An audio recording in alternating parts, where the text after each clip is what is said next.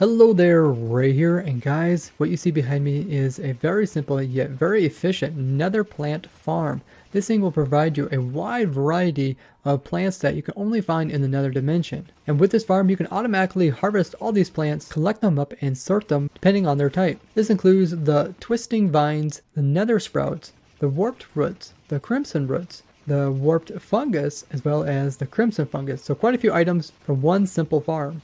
In the last snapshot, they made a big improvement to how to obtain a lot of these vegetations you can find in another dimension. Now the way you can get these in large amounts is just by bone milling either a crimson nylium or a warped nylium, and these will provide you the vegetation from those biomes. So like the crimson ones will often produce more of the crimson variations, where the warped ones are more likely to produce the warp variations. But there's a small chance that they will produce the opposite type, because you can find in a normal, like a crimson forest, you can find some of the warped variations, which is the blue type.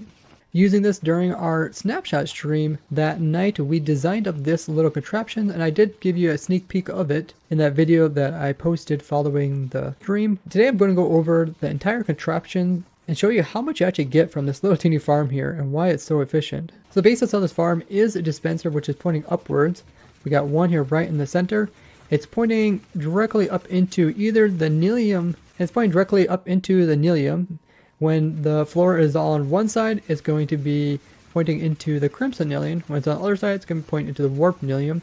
And because of that, it's actually going to give you a pretty even amount between both variations. So with the dispenser right here in the center, when it's bone meal, it will produce this type of vegetation in a 5x5 area around it. You don't need to have nylium in the entire area, so we just use dirt, and it will place this stuff on top of the dirt. And then after we bone mill it, we will shift the floor. That's why we have these pistons here, and that will break off the vegetation, drop it as item form. And then after a certain amount of time, depending on that clock over there, we will stop the floor, and then we will also wash all the items over here against this fence here, along this water stream. Then we'll align them with this cake over here. You can also use chest. This will line it into our item store over here, and you can see there is a lot of items coming through here. So we need a pretty decent setup just to collect them all. Now the shifting floor is that same simple shifting floor I showed you guys for my flower farm, which is the floor moves over, and then we have a power source over here which powers this side and sends it back. Makes it very efficient and very fast as well. You can also just put a block here and a redstone torch underneath, just something to power this redstone dust here. So when the floor shifts over here, it powers this. We have a repeater just to slow it down a little bit, and then we power this side over here. And the reason why we had the repeater in there is because we also use the same signal to come over here and power the dispenser, which bone mills it. And if we bone mill it too fast, the dispenser won't be able to turn off as well as turn on in that time. Because for the dispenser work, it has to turn off and then on again. So we need to give a little bit of time turned off in order to turn it back on again. And after one side has pushed and then bone milled, we then send it to the other side, which does the same thing. We have redstone here that goes over and bone mills it as well as pushes it. Every so often we want to just stop the shifting floor and then come in here and wash it. So that's why we have this extra redstone device up here, which comes along and will actually power one of the sides. So if you look at this side here, we have a torch, and it's going to power this line here, which will extend these pistons and keep them extended. So watch this torch turn on, and this will prevent the floor from moving. Then after a short period, we also remove the power to this, which will open up these waterlogged trapdoors down here, and they will release the water, which will flow across and remove all the items from the platform. So it actually happens very quickly. So we only need to turn them off for a short period of time, and then we can go ahead and start bone milling once again. And because there's so many items produced, we don't want to let this thing have a lot of items piled up, because the sorter won't be able to handle them all. So we just have a short hopper clock over here, which has items going back and forth. And then after it goes back over to the other side, we go ahead and we flush the water for this amount of time. That's what these repeaters are for. So after the power goes away, then it comes back again with these repeaters, and it starts shifting again. Now one thing to notice is that when the water is flowing across here, the machine does start up while there's still water here, but we don't actually lose any bone meal, because if the dispenser can't use the bone meal, then it's not actually going to waste any. So like right now, even though it's trying to bone meal it, it's not actually wasting any bone meal. So we could actually just let the thing shift the entire time while washing water, but it's nice to stop it as well. Now it does use one bone meal every time it goes back and forth, so we'll use quite a bit of bone meal over time, but you can hook this up to like AFK fish mob farm or like a composter farm, which will produce bone meal. Both of them can do this while the player is AFKing, and I'll link those videos down below if you want to hook those up. That way you can get an infinite bone meal source without having to craft anything up from like skeleton bones. Now as the items come through, you see there is quite a bit of items here, and there can be so many that it actually goes through all the systems and ends up going into this hopper down here, because it's kind of random how many items you'll get from it, what type. And in the end, if a large batch comes through, it could end up over here. So this is everything that couldn't get sorted over here. So you can make that hopper clock faster so that it will drop out water more often. And therefore you can use a smaller store system, or you can let the items build up for a longer period of time, but you'll need a larger store system. So let's go ahead and check out some of the loot. Like these are getting pretty full already. So it's a very efficient farm. You can see we got tons of pretty much every single type.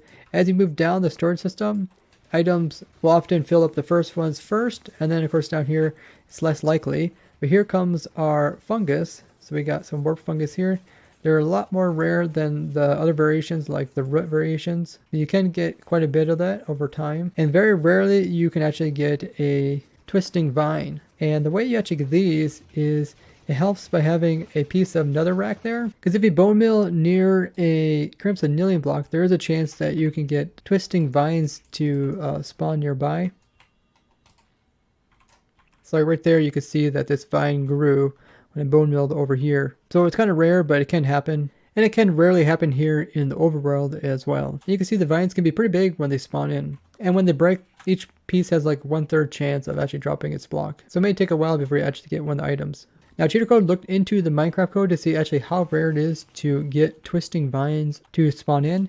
And with the normal nether plants, it will do a 5x5 area around the initial bone mill area, and will try to place in any of those type of vegetation on the same wide level, so you won't put it say, like above or below on any type of nilium block that's nearby. But the vines actually kind of use a different rule. They can also start off by the player bone milling a warped nilium block, but they have a chance of producing vines in a 7x7 area and 1 block above as well as 1 block below, so a 3 high area. So we actually got these vines to spawn in just by bone milling up here, and because there's a chance of them spawning down below, it's a lot more likely, you see that one over there bone milled, that they'll spawn in this type of circumstance. So if you want to make like a twisting vine farm, you need to do something like this. But he also said that in the code it's probably unintentional that they are growing in this big of an area. They're also the only type of vegetation that will grow on netherrack, or they'll grow on the warped block. And they have a chance of growing onto the normal warped nilium block. So you can get them in the farm, they're just extremely rare. It says there's a 1 in 8 chance that the game tries to spawn them. And then it'll do 9 attempts in trying to spawn them around here, where 1/3 of the attempts will fail. And since we only have like 2 blocks which they can spawn on this one or that one, it is pretty small. So if you wanted to just avoid wasting the extra spot with the netherrack block, you could just put dirt in it and you'll get more of the other vegetation. Or if you want a higher chance of the twisting vines, you can bone mill this at a different wide level and then put this into netherrack to have way higher chance. So over time you might actually get a couple of these twisting vines. Anything that doesn't get sorted will be put in this box over here. Now none of this stuff can be put into like a furnace and used as a fuel source, as well as you can't put any of this stuff into a composter. So it's mostly for aesthetics besides the actual fungus, which both the crimson as well as the warp variations you can grow up to make the huge fungus. So if you want to, you can use this kind of as like a sapling farm to get these variations of the fungus. And then you can take it into a different farm and actually have them planted and grown. You do have to grow them on their appropriate nilium type. So crimson go with crimson and warped goes with warp, and then you can bone mill them into these trees. The warped trees will produce you with 3 different types of blocks: the warped stem, the nether warped blocks, as well as the shroom light, where the crimson variation can provide you with 1 extra block, being the weeping vines. So these guys can only be attained by harvesting up these trees or finding them naturally in the nether dimension. Of course, you also get the nether warp blocks, the crimson stem, as well as more shroom light. So if you have an old world where you don't have these new nether biomes, you can just collect a couple of the nilium blocks and then take it over to this farm and farm up a whole bunch of the vegetation. Then you can pretty much take this anywhere in your world and make biomes look just like the crimson forest as well as the warped forest. Because with the blocks, you can also go ahead and spread the nilium. So like if you have some warped nilium here and you bone mill near it, you can turn any normal netherrack into that nilium type. So it's pretty useful. Same thing for like the Crimson one. If you bone meal near it, you can spread it. So even like a skyblock kind of situation, if you would happen to get some of these blocks, which you used to trade from the piglins, but they have since removed them as a trade, it would be possible to almost get every single new nether type of block. It would be cool to bring back both types of Nelium to the piglin bond rings, so that way people could actually get these like on a skyblock situation.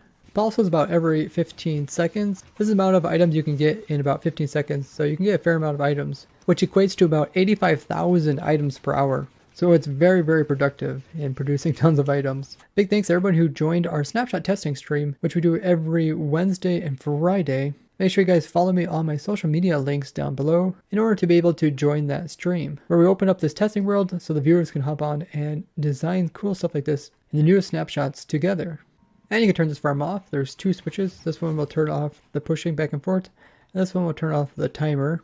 That way you don't have this thing constantly running. Now if you guys would like to take a look at this in more detail so you guys can build up in your very own world, I will provide the world download down in the description. Leave a like on the video as well as share with other Minecrafters so they can see the cool things that can be built up in the newest versions of Minecraft. I'd like to thank you guys for watching. I'll see you guys in the next one. Bye bye!